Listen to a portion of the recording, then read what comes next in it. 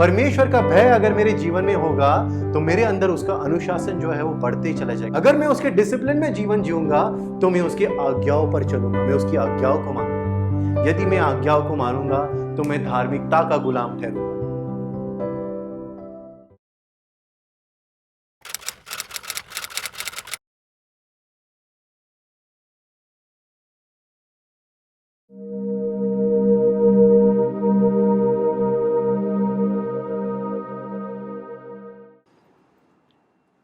कैसे हैं हम सब?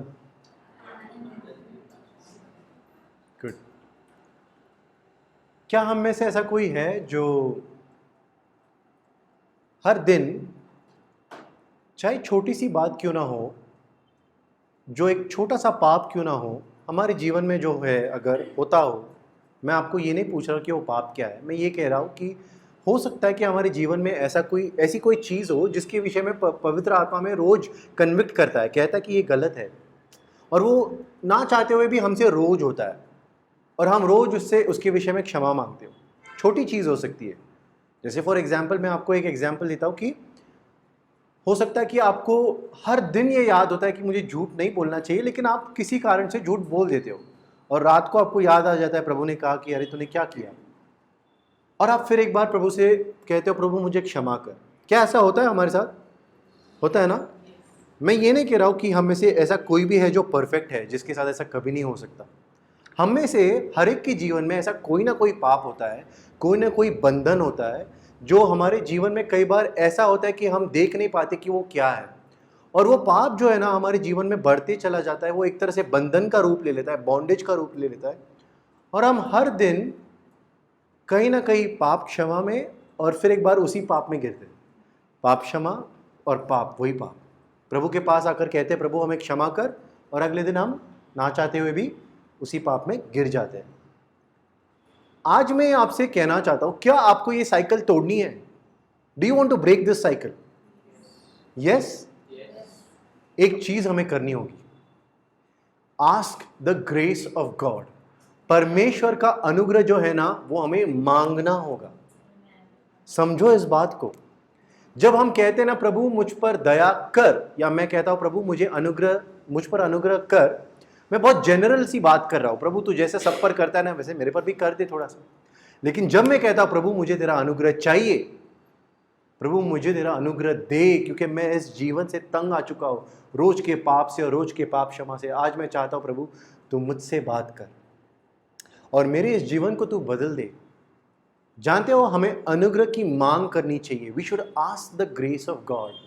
अनुग्रह वो चीज है जो हमें उस टेम्पटेशन में या उस कहते ना कि उस परिस्थिति में वो हमें परमेश्वर की अगुवाई से याद दिलाती है कि परमेश्वर का वचन क्या कहता है, कि ये चीज सही है या ये चीज गलत है। और जब हम ये देख पाते हैं प्रभु की आत्मा से, प्रभु की अगुवाई से, हम समझ जाते हैं कि नहीं प्रभु ये मेरे अंदर स्पष्ट रीति से मुझे समझ आ गया है कि ये चीज गलत है, अब मैं इसे नहीं करना चाहता, तो मुझे तेरे अनुग्रह की सहायता चाहिए। जानते हो अनुग्रह की मांग करने के बाद वो हमें अनुग्रह देता है। वो रोज कहता है कि he is full of grace, है ना, वो उसमें धनवान है। जानते हो हमारा प्रभु जो है ना अनुग्रह में धनवान है। यदि हम उससे मांगे तो वो हमें क्यों नहीं देगा? क्योंकि वो देखता है कि हम कैसे रोज एक तरह से लड़ते हैं खुद से, रोज हम झगड़ते हैं अपने शरीर से, अपनी अभिलाषाओं से, अपनी सोच से, अपने जीवन में होने वाले पापों से। हमें अनुग्रह मांगना होगा। और दूसरी चीज जो बहुत इंपॉर्टेंट है, मैं चाहता हूं कि इस पर भी ध्यान देना, यदि ऐसा कोई बंधन है या ऐसा कोई पाप है जो हम देखते कि हमसे रोज होता है और रोज उसी के लिए हम क्षमा मांगते हैं, तो ये एक्चुअल में एक बॉन्डेज होता है। जानते हो इसे बॉन्डेज कहते हैं, बंधन होता है ये। हमें पता है वो गलत है, हम उसके लिए क्षमा भी मांगते हैं परमेश्वर से, हमें उसके विषय में बाइबल में क्या लिखा है वो भी पता है, लेकिन फिर हम उसी पाप में गिर जाते हैं। छोटी सी बात हो सकती है, व्यभिचार हो सकता है, झूठ बोलना हो सकता है, निंदा हो सकती है, गॉसिपिंग जिसे हम कहते हैं ना, बैठ गई और चार लोगों के बीच में तीसरे के बारे में बातें करना शुरू कर दिया हमने। हमें पता होता है ये बात सही नहीं है परमेश्वर के वचन से, लेकिन फिर भी हम करते हैं। कई बार हमारे अंदर वो एक बंधन होता है और उस बंधन के लिए हमें क्या करना होगा? एक निर्णय लेना होगा। You and I must take a decision. हमें एक निर्णय लेना जरूरी है। हम जब रोज उठते हैं ना, परमेश्वर की आत्मा से भरकर हम ये कहना चाहिए, प्रभु आज मैं ये निर्णय लेता हूं कि मैं उस बुरी संगति में नहीं जाऊंगा, आज मैं उस पाप में नहीं गिरूंगा, आज मैं वो जो चीज मुझसे हर बार हो जाती है ना, मैं आज वो नहीं करूंगा। तेरी अगुवाई से और तेरे अनुग्रह से ये मुमकिन होगा। मेरे शक्ति से नहीं, मेरे बल से नहीं, मेरे सामर्थ्य से नहीं, बल्कि प्रभु की आत्मा से ये जरूर होगा। मैंने आज ये बात इसलिए शेयर की क्योंकि मैं ऐसे समझता हूं कि हम में से हर एक की ये रोज की प्रॉब्लम होती है। हर एक मसीह जीवन में, हर एक मसीह की ये एक प्रॉब्लम होती है जो हम कई बार शेयर भी नहीं कर पाते, लेकिन हमारे अंदर ये प्रॉब्लम्स होते हैं। लेकिन आज याद रखना, ये बंधन को तोड़ने के लिए एक नुस्खा प्रभु ने हमें दिया है। एक अगुवाई प्रभु ने आज हमें दी है, एक लीडिंग दी है, एक हमें आज्ञा दी है, जो आज बहुत जरूरी है हमें समझने के लिए। मैं चाहता हूं कि हम सब अपनी अपनी बाइबल को खोलें। We will all open our Bibles to Romans, रोमियो की किताब उसका चैप्टर नंबर 6, रोमियो की किताब उसका चैप्टर नंबर 6, और हम सब मिलकर उसका 17वां वचन पढ़ेंगे, verse number 17। Romans chapter number 6 verse number 17, रोमियो की किताब उसका चैप्टर 6 और वर्स नंबर 17। मैं सबके लिए पढ़ रहा हूं। परंतु परमेश्वर का धन्यवाद हो कि तुम जो पाप के दास थे, अब मन से उस उपदेश के मानने वाले हो गए जिसके सांचे में ढाले गए थे। We were once slaves, वो कहता है कि हम पहले पाप के दास थे या गुलाम थे। क्या आज भी हम किसी पाप के गुलाम हैं? इसलिए मैंने ये सबसे पहले क्वेश्चन पूछा था कि कोई ऐसा पाप तो नहीं ना कि कहीं वो हमसे रोज होता है, रोज हम उसी में गिरते हैं। जानते हो, हम कई बार ये बिलीव नहीं कर सकते, कोई हमें ऐसा कह दे ना कि तू तो गुलाम है, तू तो दास है, तो हम कहेंगे मैं कैसा दास, है ना? मैं किसी का दास नहीं बन सकता, मैं किसी का गुलाम नहीं बन सकता। लेकिन प्रभु ने कहा था, परमेश्वर के वचन में ये लिखा है कि यदि कोई व्यक्ति किसी भी चीज के अधीन होता है, उसी के तौर तरीके पे से चलता है, या उसी की आज्ञाओं पर चलता है, या उसी की मनमानी पर वो सारे काम करता है, तो वो उसका गुलाम है, वो उसका दास है। जानते हो, यदि हम उसी पाप में अगर 10 बार गिरे तो हम उसके गुलाम हो गए हैं, हम उसके दास बन चुके हैं। हम उसी के सुनते हैं, अच्छा ठीक है बाबा, एक और बार कर लेते हैं, क्या फर्क पड़ेगा, है ना? हम कई बार सोचते हैं कि एक और बार बैठ लेते हैं ऐसे संगति में जहां पर क्या फर्क पड़ता है, मेरे दोस्त ही तो शराब पी रहे हैं, मैं तो नहीं पीता। क्या फर्क पड़ता है, मेरे दोस्त ही तो निंदा कर रहे हैं, मैं थोड़ी करता हूं। हमें पता भी नहीं होता, हम बैठ के उनके साथ, उनके संगति में हम भी शामिल हो जाते हैं, है ना? और हम उन्हीं पापों में हर दिन गिरते हैं, प्रभु के पास जाकर क्षमा मांगते हैं। जानते हो, हम उन पापों के गुलाम बन चुके हैं। We are slaves. यहां पर ये जो वर्ड लिखा है ना, आप बिलीव करोगे, इंग्लिश में स्लेव लिखा है। स्लेव यानी कि गुलाम, एक दास। दास जो था ना, उसको अपने कामों के विषय में उसको कभी तनख्वाह नहीं मिलती थी। जानते हो, उसको तनख्वाह नहीं थी, उसको कभी अपना पगार नहीं मिलता था। वो व्यक्ति जब कभी भी किसी का भी दास होता था, तो वह एक्चुअली में सिर्फ उसकी गुलामी में जीता था। जो वो कहे वही करता था, वो उसे करना पड़ता था इनफैक्ट। और उसकी जिंदगी भर से वो, मतलब कई बार तो ऐसे लिखते कि बाप दादाओं से वो अनेक आने वाले पीढ़ियों जनरेशंस तक वो गुलामी में जीते थे। उनको कोई तनख्वाह नहीं मिलती थी, उनको कोई सैलरी नहीं मिलती थी, और ये सारे लोग जो थे ना, ये गुलामी में जीते थे। एक मालिक होता था, उसी की सुनते थे, उसी के लिए जीते थे।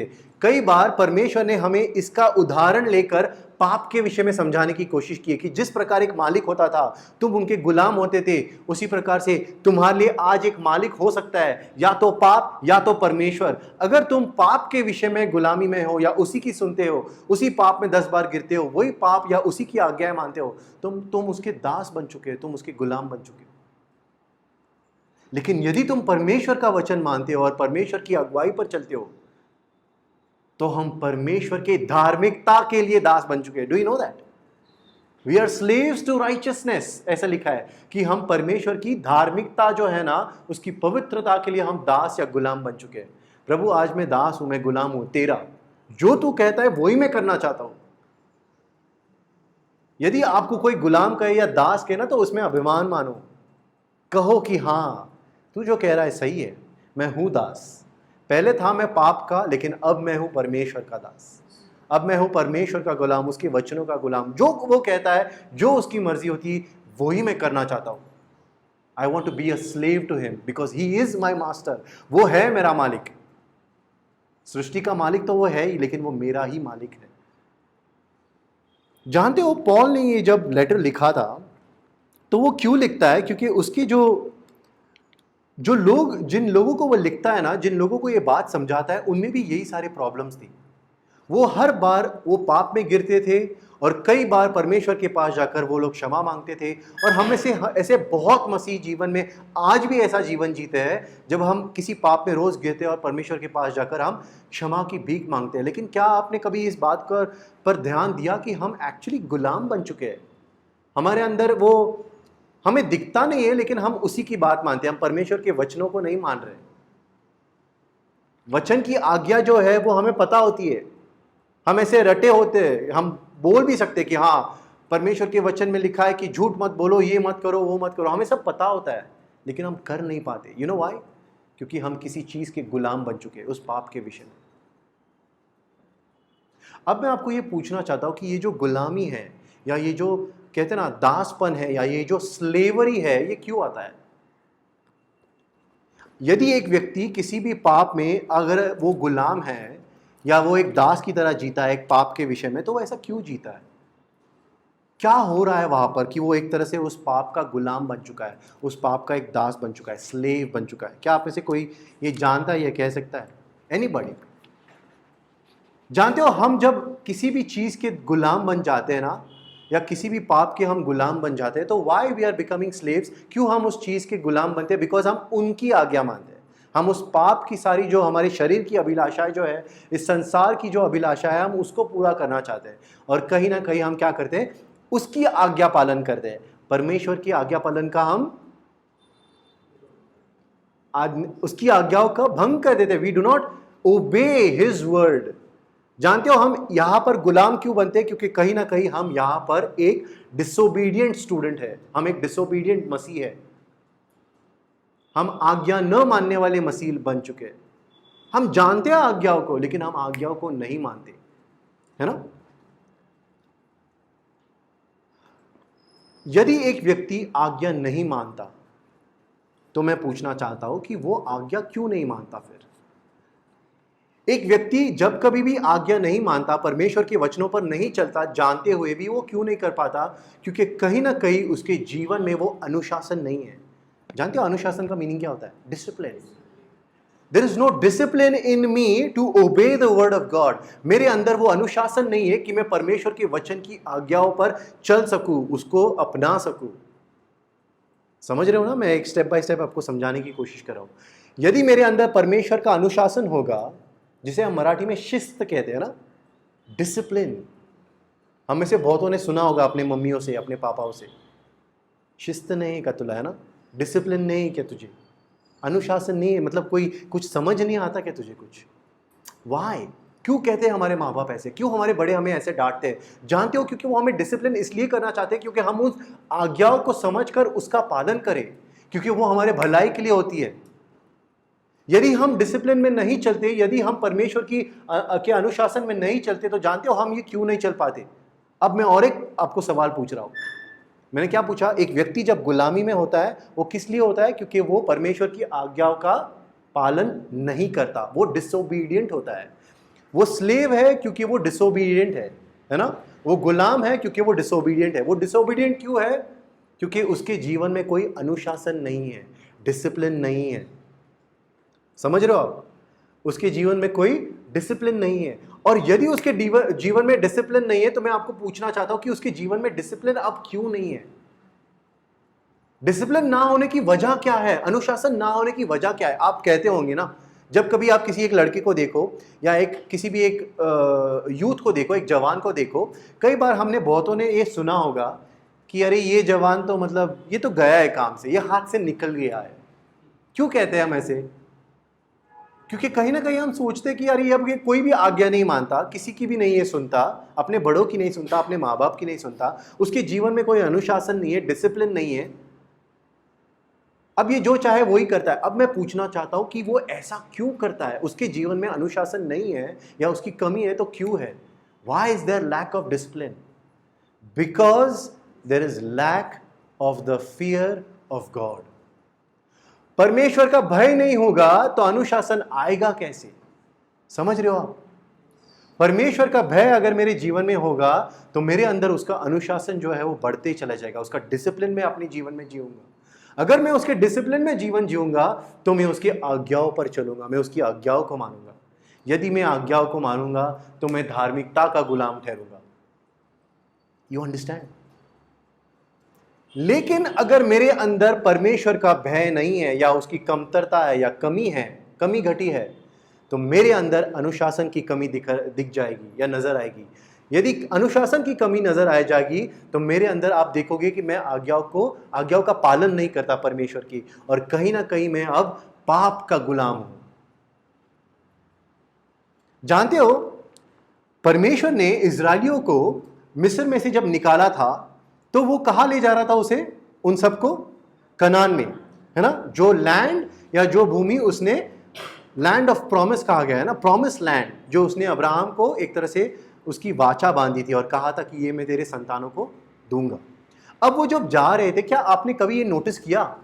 बहुत बार अगर आपने निर्गमन की किताब पढ़ी होगी जहां पर वो पूरी स्टोरी लिखी है, या फिर लेवी व्यवस्था पढ़ी होगी या ड्यूट्रोनॉमी पढ़ा होगा, तो आपने देखा होगा कि वहां पर इजरायलियों ने बहुत बार कुड़कुड़ा कर मूसा के साथ झगड़ा करते हुए, मोसेस के साथ झगड़कर उन्हें कहा था कि हमें वापस जाने दे। क्या कहा था उन्होंने? क्या कह रहे थे वो मूसा के साथ? क्यों झगड़ रहे थे, क्यों लड़ रहे थे? हमें वापस जाना है। कहाँ जाना है? हमें वापस मिस्र जाना है। We want to go back to Egypt. अब मुझे बताइए, उन्हें इजिप्ट पे क्यों जाना था? संसार में क्यों जाना था उन्हें? हम जानते हैं ना, मिस्र जो है एक तरह से संसार को दर्शाता है। Egypt is a symbol of the world. क्या उन्हें संसार में जाकर वहाँ की जो सारी जो अच्छी बातें हैं, वहाँ के जो अच्छी चीज़ें हैं, उनका अनुभव लेना था, उसके मज़े लेने थे? नहीं। मिस्र में सारी इजरायली जो थे वो 400 साल तक गुलाम थे। वो फारो के या फिरौन के दास हुआ करते थे। दे वर इन स्लेवरी। जानते हो वो मूसा से क्या कहते थे कि क्या तूने हमें यहां पर इसलिए लाया, इस सुनसान भूमि में या फिर इस बंजर जमीन में या रेगिस्तान में, क्या तूने हमें इसलिए तू ले आया कि तू हमें यहां पर भूख और प्यास से मारना चाहता है?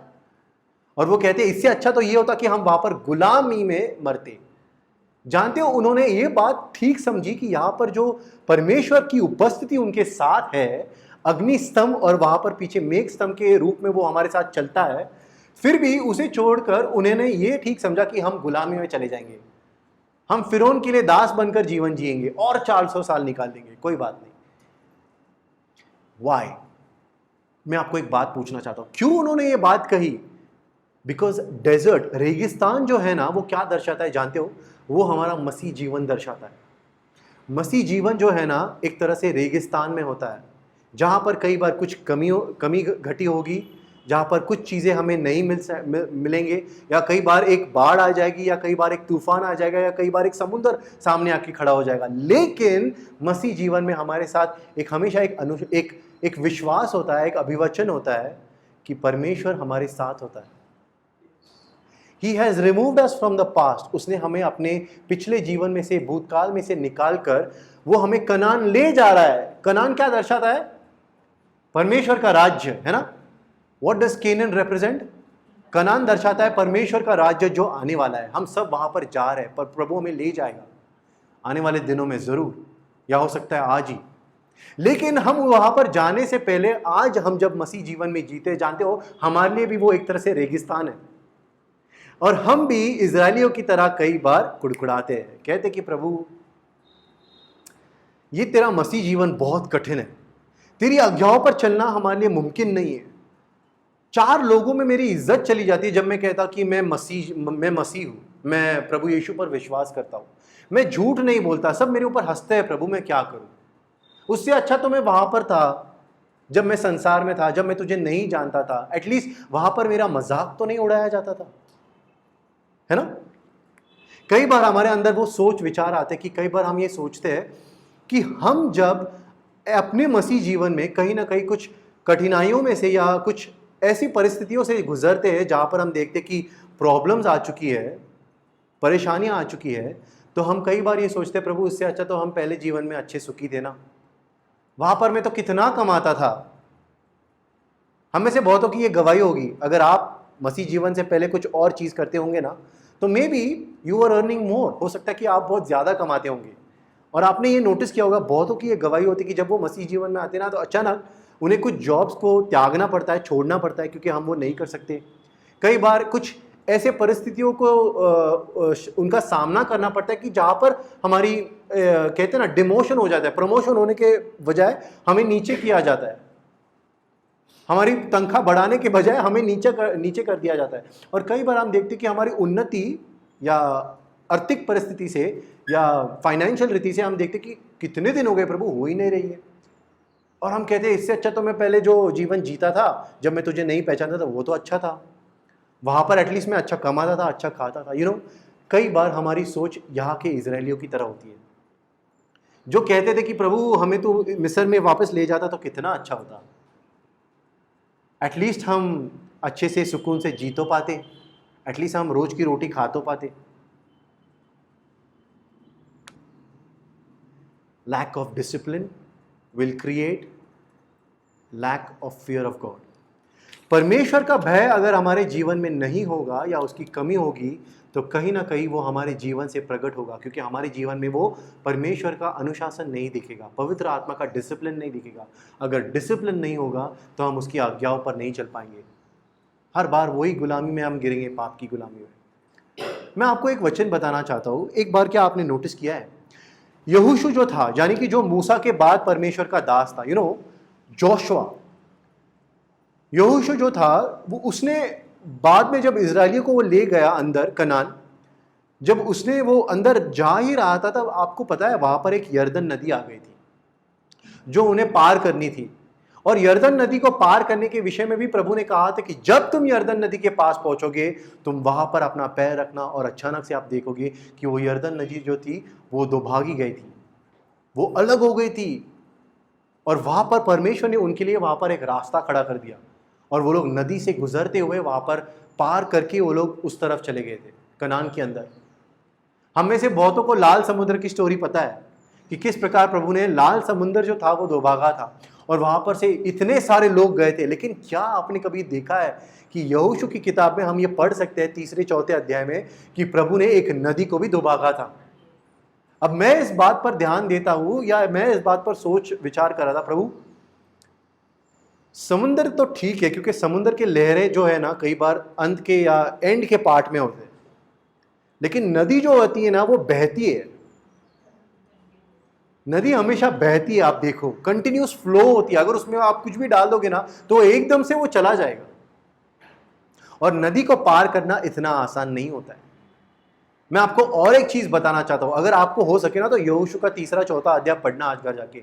आप बिलीव नहीं कर पाओगे कि यहोशू जब वो सारी सेनाओं को और इजरायलियों को वहां से ले जा रहा था, यरदन को पार करने वाला था, तो एक्चुअल में उस नदी में बाढ़ आई हुई थी। देयर वॉज अ फ्लड, क्योंकि ऐसा लिखा है कि जब उन्होंने यरदन पार कर दी तो फिर एक बार पानी जो है वैसा ही बहने लग गया, नदी वैसे ही बहने लगी, और जैसा पर वो उस नदी में बाढ़ थी वैसे ही वो बाढ़ से बहने लगी। There was a flood. अब मैं आपको बताना चाहता हूं यरदन नदी के विषय में। जानते हो यरदन नदी जो थी ना वो एक्चुअल में बहुत बड़ी नदी है। It is a very big river, Jordan. It is a very deep river, वो बहुत ही गहराई में जाती है वो नदी। और उस नदी को पार करने में प्रभु ने इजरायली को कहा था कि आपको आगे जाना है। अब जब ये पार कर ही रहे थे तो प्रभु ने यहोशू को एक आज्ञा दी थी। उसने कहा था कि जब तू यहां से जा रहा है तो नदी के बीच में, जब तू उस रास्ते पर होगा, नदी के बीचों बीच होगा, तो हर एक वंश में से या हर एक ट्राइब में से तुझे क्या करना होगा, एक आदमी को खड़ा करना है।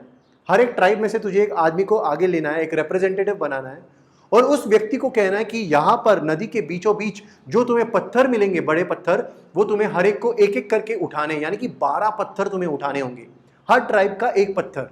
और वो जो पत्थर आप उठा के ले जाओगे, तब जब जहां पर जो याजक खड़े होंगे तो उनके पैरों के नजदीक वहां पर तुम्हें एक वेदी बांधनी होगी, एक ऑल्टर बनाना होगा। और ये इसलिए करना है ताकि तुम अपने आने वाले पीढ़ी को, अपने आने वाले लोगों को, अपने बच्चों को ये बता सको कि किस प्रकार परमेश्वर ने तुम्हारे लिए एक नदी तक को डुबागा था, किस प्रकार परमेश्वर ने एक यर्दन नदी में से अपने वाचा का जो संदूक था वो वहां से ले गए। और जब उन्होंने वो सारे 12 पत्थर उठाए, नाउ लिसन व्हाट हैपेंस, अब इस बात पर ध्यान देना, ये बहुत इंपॉर्टेंट है। जब वो सारे 12 पत्थर उठाकर ले गए, तब यहोशू ने लोगों ने पूछा यहोशू को कि ये कहां पर रखना है, बता हमें जोशुआ। यहोशू ने कहा जहां पर याजक खड़े हैं वहां पर उनके पैरों पर वो तुम वेदी बांध दो, वो 12 पत्थरों को एक तरह से एक दूसरे के ऊपर रख दो और वो ऑल्टर बना दो परमेश्वर के वो याद में कि उसने हमारे लिए क्या किया है। तब जानते हो यहोशू एक क्या कहता है, वो कहता है कि ये बात मैंने उसलिए वहां पर की थी क्योंकि परमेश्वर की आज्ञा मुझ पर आई थी, उसमें मुझे बताया था कि ये क्यों करना है। और वो इसलिए था ताकि आने वाली जो पीढ़ी है, इजरायलियों के जो बच्चे होंगे, संतान होंगे, युगान युग से वो ये बातों को समझेंगे कि परमेश्वर ने उनके लिए क्या किया था। लेकिन उसके आगे वो और एक चीज कहता है, यहोशू और एक चीज कहता है, वो कहता है कि ये वेदी इसलिए भी बांधी जा रही है या ये ऑल्टर इसलिए भी बांधा जा रहा है ताकि सारे संसार में हर जाति के लोग इस बात को समझ पाए कि सबसे बलवंत परमेश्वर जो है वो इजरायलियों का परमेश्वर है। उसने ये बात यहोशू ने कही थी कि मैं ये इसलिए भी कर रहा हूं क्योंकि हर एक व्यक्ति, हर जाति का मनुष्य ये बात को समझे कि सबसे बलवंत परमेश्वर जो है वो इजरायलियों का परमेश्वर है। और उसी के साथ उसने ये भी कहा था कि ताकि हम में से हर एक व्यक्ति परमेश्वर का भय रखना सीखे। एक ऑल्टर से वो अपने लोगों को परमेश्वर का भय जो है रखने के लिए वो सिखा रहा था यहोशू। जोशुआ वाज सेइंग, जब कभी तुम इस वेदी को देखो, जब कभी तुम अपने बच्चों को भी बताओ, तो उन सारी बातों से याद करो कि परमेश्वर का भय क्या होता है। और उस भय में जीने के लिए तुम फिर एक बार परमेश्वर की अगुवाई में चलो, उसकी वचनों पर चलो, उसके वचनों का आज्ञा पालन तुम करो।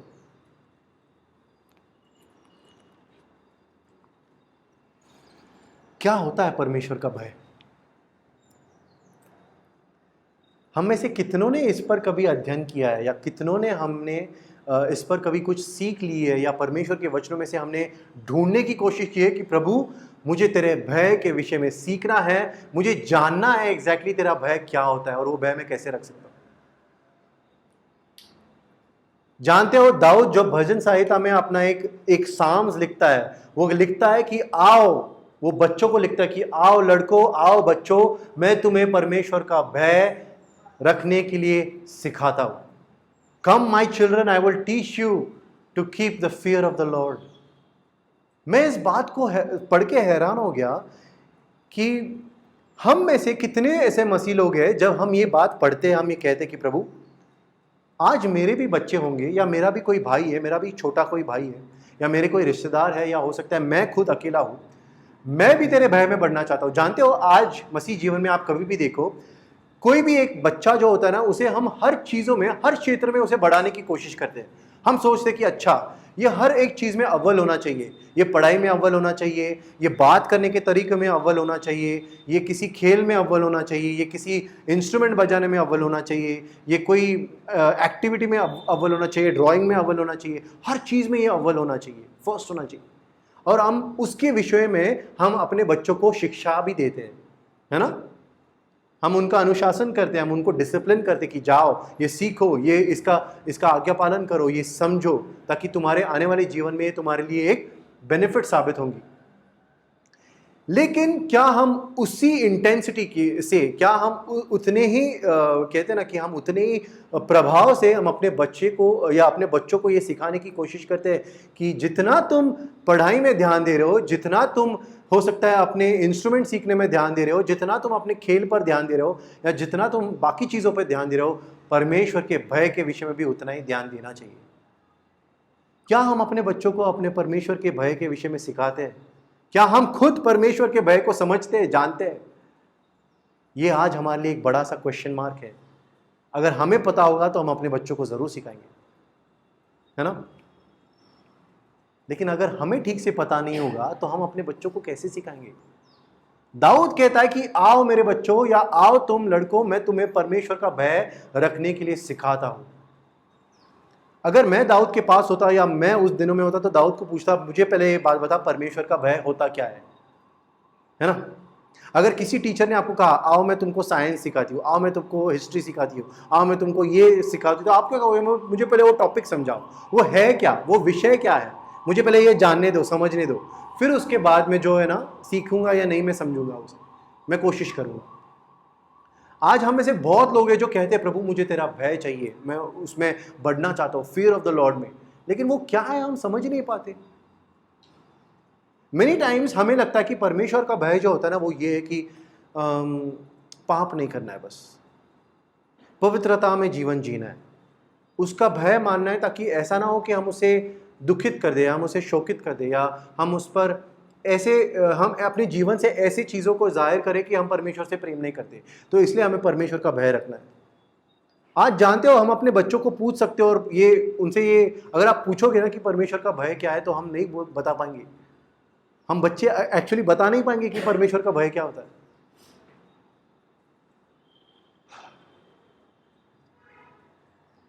ओपन विथ मी प्रोवर्ब्स, आइए हम सब नीति वचन खोलेंगे।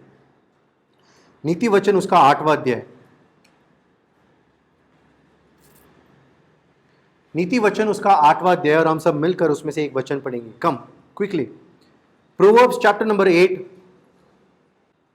नीति वचन उसका 8वां अध्याय, और हम सब मिलकर उसका 13वां वचन पढ़ेंगे। हम सब मिलकर उसका वर्स नंबर 13 पढ़ने जा रहे हैं। नीति वचन उसका 8वां अध्याय और उसका 13वां वचन। To fear the Lord is to hate evil. Yes, परमेश्वर का भय क्या है? बुराई का एक तरह से हेट करना। हेट, यू नो, हम में से बहुतों ने हेट वर्ड कभी सुना नहीं होगा मसीह जीवन में। यहां से प्रचार कोई ही कर लेगा ऐसे, हेट करो किसी को, कभी नहीं सुनोगे। हम हमेशा सुनते हैं कि मसीह जीवन ऐसा होना चाहिए, प्रेम करने वाले लोग, हमें हमेशा दूसरों पर प्रेम करना है, हर चीजों से प्रेम ही प्रेम करना है। यस, इट्स गुड, ये तो करना ही है, लेकिन क्या हमने कभी इस पर ध्यान दिया है? परमेश्वर ने अपने वचनों से ये भी बात हमें समझाई थी कि यस, प्रेम हमें करना है अपने भाई बहनों से, अपने परिवार से, परमेश्वर के वचन से, परमेश्वर से। लेकिन उसी के साथ उसने एक बात हमें समझाई थी कि एक चीज है जिस पर हमें द्वेष करना होगा, या उसका एक तरह से हमें इनकार करना होगा, उसको हमें हेट करना होगा, और वो क्या है? उसका धिक्कार करना होगा। That is evil. बुराई का हमें इनकार करना होगा, हेट करना होगा उसे। That is the fear of God. परमेश्वर के वचन में ये यहां पर उसने साबित करके दिखाया है कि परमेश्वर का भय क्या होता है? बुराई का हेट करना। अगर आज मैं आपको एक बात पूछूं तो आप हैरान हो जाओगे। जानते हो, हम ऐसे दुनिया में जीते हैं, हम ऐसे कल्चर में जीते हैं, हम ऐसे संसार में जीते हैं, जब हम कोई भी अपवित्र चीज़ देखते हैं, या कोई भी अपवित्र चीज़ जो है ना, या परमेश्वर को जो नहीं पसंद आने वाली चीज़ होती है ना, तो उसमें दो कैटेगरीज होते हैं। एक होती है बहुत बुरी, और एक होती है जो ठीक है, चल जाएगी। समझो इस बात को, इट इज़ वेरी प्रैक्टिकल, है ना। देखो, आज इस संसार में ना, हम भी जब बच्चे बड़े होते हैं, हम भी जब दुनिया में जाते हैं, अपने अपने व्यवहारों को करते हैं या बिजनेसेस को चलाते, काम करते हैं ना, हम हमेशा दो चीज़ों का एक तरह से डिस्टिंग्विश कर सकते हैं। एक जो पवित्र, मतलब परमेश्वर की वचनों में लिखा है, जो धार्मिकता के विषय में राइचियसनेस है, लेकिन दूसरी ऐसी चीज़ होती है ना जो ईवल होता है, उसको हमने दो चीज़ों में बांट दिया है। एक बहुत बुरी चीज़ और एक ठीक है, चलता है। चलता है, क्या फर्क पड़ता है? अरे इतना तो चलता है ना। आज मसीह जीवन में इट्स ओके मेंटालिटी आई है, यू नो, इट्स ओके। आप आपके फ्रेंड से जाके बात करो, ओके यार, इट्स ओके, इतना क्या है तुझे? हमेशा कहते रहते हैं कि झूठ नहीं बोलना, झूठ, तुझे पता नहीं है क्या होता है। हाँ, अच्छे कामों के लिए झूठ बोलना झूठ नहीं होता, सफेद झूठ झूठ नहीं होता। कहाँ लिखा है ऐसे? परमेश्वर के वचन में ऐसे लिखा है? नहीं लिखा है। आप बिलीव करोगे, एक बार ऐसा भी हुआ कि मैं ना अपने कॉलेज के दिनों में फीस भरने के लिए एक लाइन में खड़ा था। और आप जो कोई भी सरकारी या ऐसे कोई कॉलेज में अगर आप गए होंगे ना, या मैं तो सोचता हूँ कोई भी कॉलेज में गए होंगे ना, तो आपने देखा होगा कि वहाँ पर बहुत तंग करते हैं हमें ऐसे मामलों में, फीस के विषय में या कोई पर्ची काटनी हो या कुछ हमें नोटिस देना हो, लेटर देना हो, इतनी बड़ी भीड़ होती है उस खिड़की के बाहर और सारे धूप में हम खड़े होते हैं और हम एक दूसरे से झगड़ते होते हैं, अरे हमारा मतलब टाइम खराब हो रहा है, हमारा ब्रेक जा रहा है, हम खाएंगे कब, पिएंगे कब, हमें वापस क्लास को जाना है।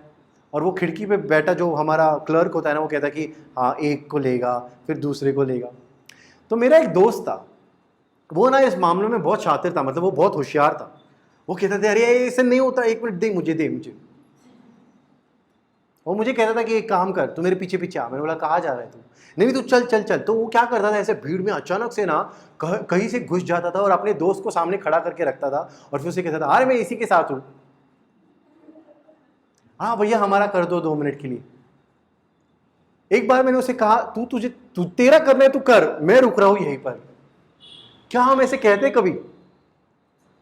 पहले मैं भी जाता था उसके साथ, अरे हाँ जल्दी हो जाएगा चलो, इतनी देर धूप में कौन खड़ा रहेगा। लेकिन क्या हम धार्मिकता के विषय में बहुत गंभीर होते हैं, सीरियस होते हैं कि हम कहते कि नहीं ये जो गलत है वो गलत है, जो बुराई है वो बुराई है, उसके लिए मेरे लिए कोई ग्रे एरिया नहीं होता है। जानते हो ना ग्रे एरिया मतलब क्या? कि थोड़ा सा ठीक है, थोड़ा सा चलता है। क्या हम ऐसे कहते कि नहीं प्रभु मैं इन सारी बातों को, तुझे नहीं पसंद है ना तो मुझे भी पसंद नहीं है, मेरे लिए कोई ऑप्शन ही नहीं है। प्रभु हमें ये नहीं पूछता कि अच्छा मुझे पसंद नहीं है, तू देख तेरा क्या है।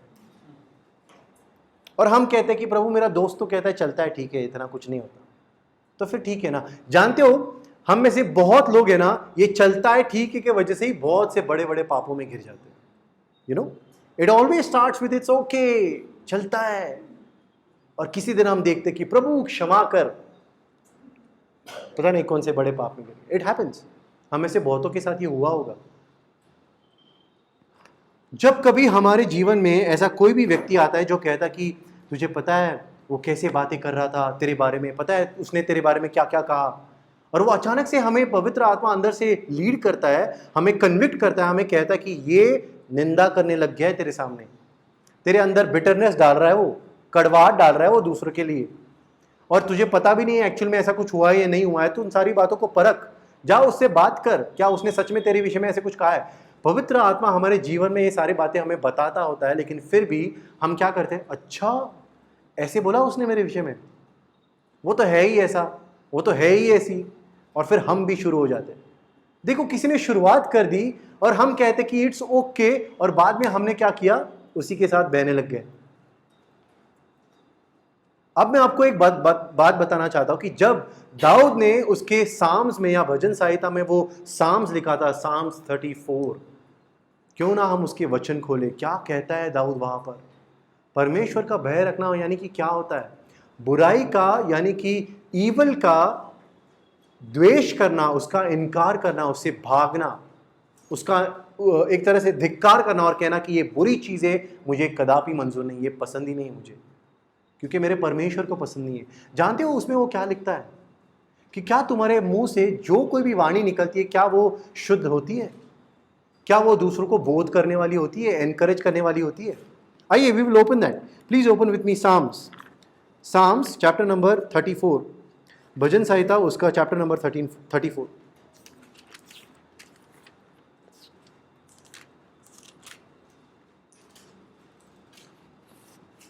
देखो साम्स 34 में वो क्या लिखता है, इन वर्स नंबर 11 वो कहता है कि हे मेरे बच्चों आओ मैं तुम्हें परमेश्वर का भय रखना सिखाता हूं। लेकिन क्या आपने इसके 9वें वचन में पढ़ा, वो क्या लिखता है?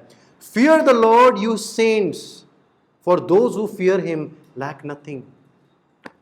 क्या है परमेश्वर का भय रखना? एक ऑप्शन है हमारे लिए। मसीह जीवन में, मसीहों के लिए, हम सब लोगों के लिए परमेश्वर की ये आज्ञा है। यदि आपके जीवन में या आपके बाइबल में ये अंडरलाइन ना होना या आपको याद ना होना, तो इस वचन को याद कीजिए, इसे इस पर अध्ययन करिए। साम्स 34 वर्स नंबर 9 में दाऊद लिखता है कि now fear the Lord you saints, this is a commandment. ये हमारे लिए एक आज्ञा है, ऑप्शन नहीं है ये। एट द सेम टाइम ये सिर्फ आज्ञा नहीं है, ये परमेश्वर हमसे एक उम्मीद भी रखता है। कौन रखेगा उसका भय, आप मुझे बताओ? परमेश्वर का भय कौन रख सकता है? जो उसको जानता है, जिसने उसे परखा है, जिसने उसे देखा है, या जिसने उसे महसूस किया, अनुभव किया है। अगर हम परमेश्वर का भय नहीं रखेंगे तो कौन रखेगा?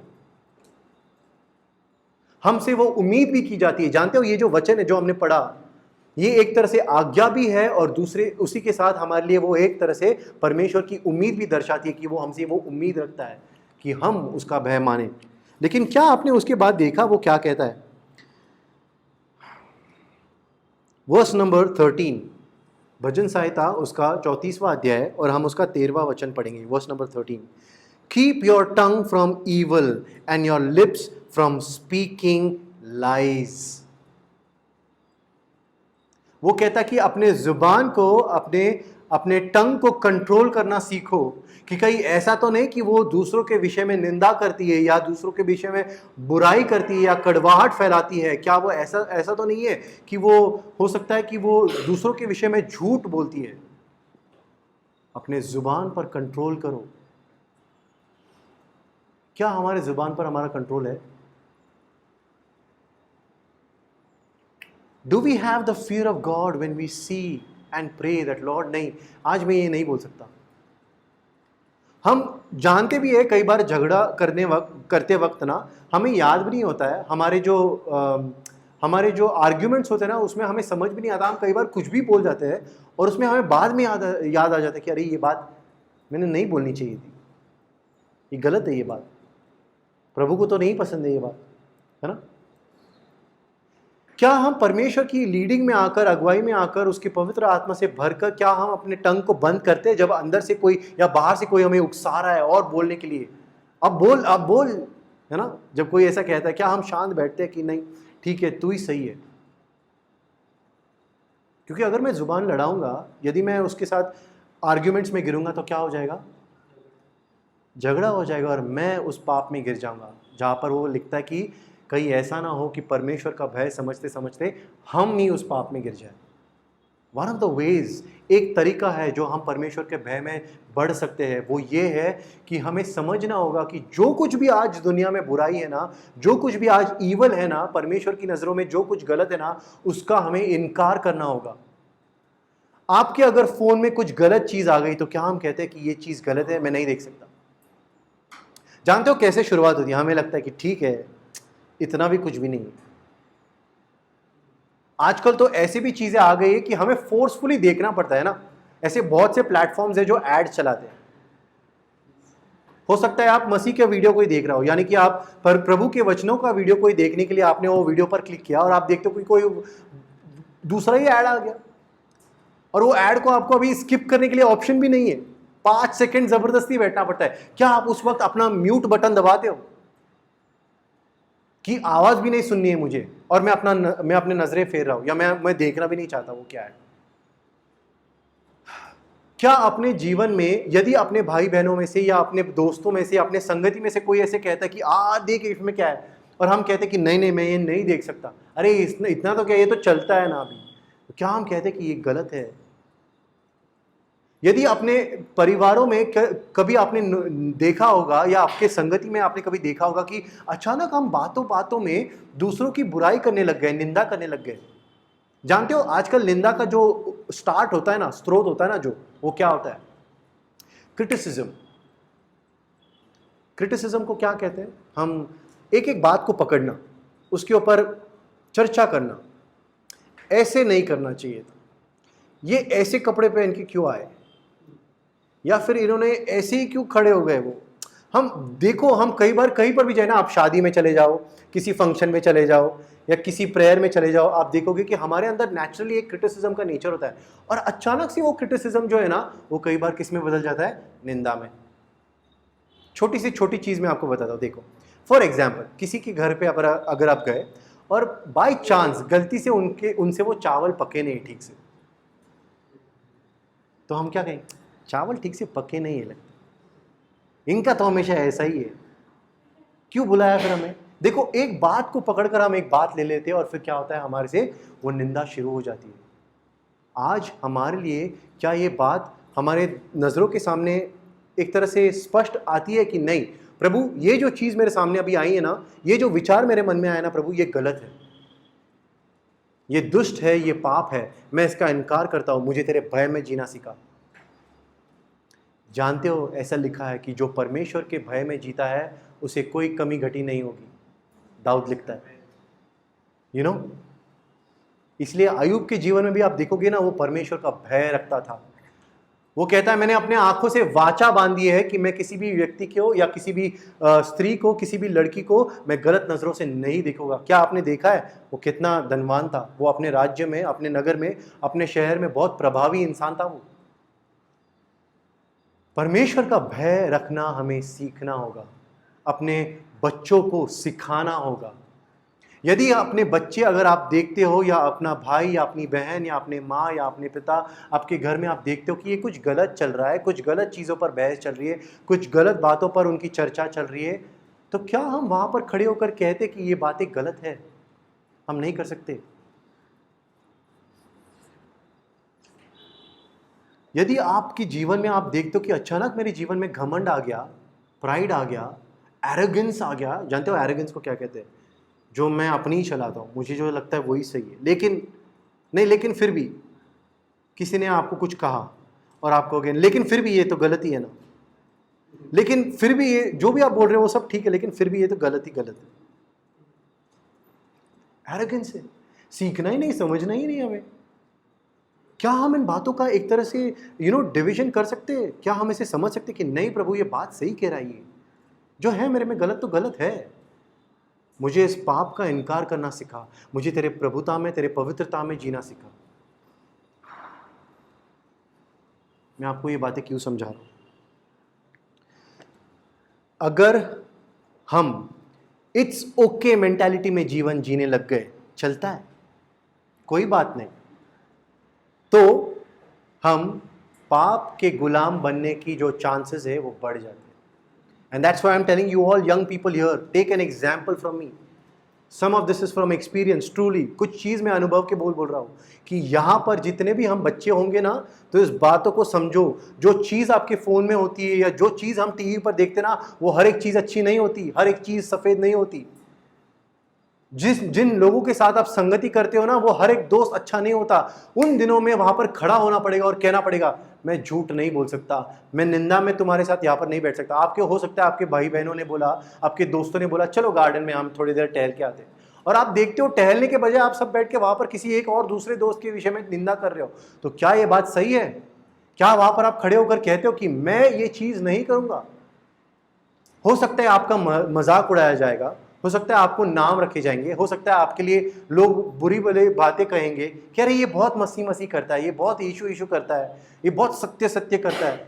लेकिन हमें खड़ा होना पड़ेगा। क्या कहा था यीशु ने? जो मेरा यहाँ पर स्वीकार करेगा मैं उसका पिता के सामने स्वीकार करूंगा, जो मेरा यहाँ पर इनकार करेगा मैं उसका वहां पर इनकार करूंगा। क्या मीनिंग होता है इस बात का, उसका स्वीकार करना और उसका इनकार करना? वो कहता है मार्ग, सत्य और जीवन मैं हूं। जब हम देखते हैं कि कुछ चीज झूठ है, कुछ चीज गलत है, क्या हम उनका साथ देते हैं, या क्या हम मसीह के साथ खड़े होकर कहते कि नहीं ये चीज गलत है ना? यदि आपके जीवन में आप देखते हो कि किसी ने कहा कि अविश्वास के बोल आप सुनते हो, क्या आप वहां पर खड़े होकर कहते हो कि ये अविश्वास के बोल है, ये परमेश्वर को नहीं पसंद आते, ये बुराई की चीजें हैं, मैं तेरे साथ इस बात में सहमत नहीं हूं, हम मिलकर दुआ करेंगे, उस परमेश्वर पर हम भरोसा रखेंगे? जानते हो परमेश्वर का भय रखना का मीनिंग क्या होता है? It means reverential trust and dependence on the Lord. यानी कि परमेश्वर पर इतना भरोसा करना, इतना उसके ऊपर निर्भर रहना कि हम ये जानते कि उसको छोड़ हमारे लिए कोई है ही नहीं। I am saying this once again. आज पता है, आज हम में से बहुत लोग जो है ना, पास्टर का भय रखते हैं। पास्टर आ गए, ओ सीधे बैठ जाओ। होता है ना, हम जब स्कूल में होते तो अचानक अपने टीचर हमारे जैसे अंदर आती तो हमारा फ्रेंड हमें जोर से कोनी मारता, बोलता है सीधा बैठ, टीचर आ गए। आज वो बदला नहीं है, बस उसका क्लासरूम चेंज हो गया हमारा। हम कलीसिया में आ गए और जैसे पास्टर जी आते हैं अंदर तो हमें अचानक से बोलते हैं अरे इनके सामने पवित्र रहना है, इनके सामने वो सारी बातें नहीं कहनी जो हमें बाकी दिनों में हमें बोलना है ना? आज परमेश्वर से ज्यादा हम अपने पास्टर का भय मानते हैं। Is this right? This is wrong. ये गलत है। हाँ, उनका आदर करो, अपने लीडर्स का आदर करो, अपने बड़ों का आदर करो, उनका भय रखो जैसे हम अपने माता पिता का भय रखते हैं, लेकिन उसी के साथ साथ परमेश्वर का भी भय रखना होगा। हम पास्टर के सामने एक दिन सही रहते हैं कि नहीं, लेकिन फिर 6 दिन जब परमेश्वर हमारे साथ होता है उसका क्या? उस वक्त हम कहते हैं चलता है। एक भाई ने ये बात बहुत अच्छी कही थी। एक वो बोलता है पान की टपरी पर गया तंबाकू लेने के लिए या सिगरेट लेने के लिए, उसे अचानक देखा कि वहाँ पर पास्टर गुजर रहे थे उसके। तो पास्टर जी आए वहाँ पर, कहते कि अरे तू यहाँ पर क्या कर रहा है? हाथ में ले लिया है, छुट्टे दे दिए उस पान वाले को। वो कहता है ये नहीं, पानी की बोतल मांगी थी मैंने, ये क्या दे रहा है? ये क्या दे रहा है तू, है ना? अरे वो चॉकलेट दे बच्चों के लिए, वो बेचारा देख मांग रहा है। कितना हम ढोंग करते हैं, कितना हम उसका फियर में चलते हैं, पास्टर के फियर में चलते हैं। वाई? क्योंकि हमारा इमेज है। लेकिन क्या हम इस बात को नहीं जानते कि वो हमें हर दिन हर पल हम पर नजर रखता है? क्या हम उसका भय रखते हैं? जब बुरी बातें हमारे सामने आती है, जब हमारे कानों पर पड़ती है, क्या हम उसका इनकार करते हैं? Can we say no Lord, I want to serve you. मैं पाप का गुलाम नहीं बनना चाहता, मैं तेरा भय रखकर तेरे अनुशासन में जीवन जीना चाहता हूँ, ताकि मैं तेरे आज्ञाओं पर उसका चल सकूँ और इससे जाहिर कर पाऊँ कि मैं तुझसे प्रेम करता हूँ, मैं तेरा दास हूँ, मेरा मालिक और कोई नहीं बन सकता। क्या ही वो दिन होंगे, क्या ही वो बात होगी जब, जैसे पौलुस, पतरस और बहुत लोगों ने ये अपने वचन, प्रभु के वचन में ये लिखा था कि जब एक मसीह जीवन में एक व्यक्ति आता है, उस पुराने जीवन की गुलामी में से निकल कर आता है, फिर एक बार अगर वो पाप के जीवन में चला गया तो फिर एक बार वो पाप का गुलाम बन जाता है। What's the use? Can we say today that no, प्रभु मुझे तेरे भय में जीना सिखा। आज एक बहुत बहुत ज़रूरी है कि हम अपने बच्चों को उठते बैठते सोते खाते पीते बाजार में चलते हुए, आप सोचते होंगे मैंने अपने मनगढ़ंत ये बातें बोल दी, नहीं, ये व्यवस्था विवरण में एक्चुअल में एक वचन है कि तू अपने बच्चों को उठते बैठते खाते पीते बाजार में चलते फिरते उनको अपना परमेश्वर का वचन सिखा। कब सिखाना है? एक दिन संडे को। माता पिताओं की ये जिम्मेदारी है। मैं आपको फिर एक बार ये कहता हूँ, आपको लगेगा कि ये क्या कह रहे हो ब्रदर, ये तो हमें पता है। Don't feel offended, it's not me, it is the Lord who saying this, है ना? हम जो बड़े भाई बहन होते हैं, हमारे ऊपर भी ये जिम्मेदारी है कि हम अपने छोटे भाई बहनों के लिए या अपने बच्चों के लिए या अपने परिवारों में जितने भी लोग हैं उनको ये डिसिप्लिन दे पाए और उनको बता पाए परमेश्वर का वचन क्या कहता है। क्या है परमेश्वर का भय? उसके ऊपर भरोसा रखना और बुराई का विरोध करना।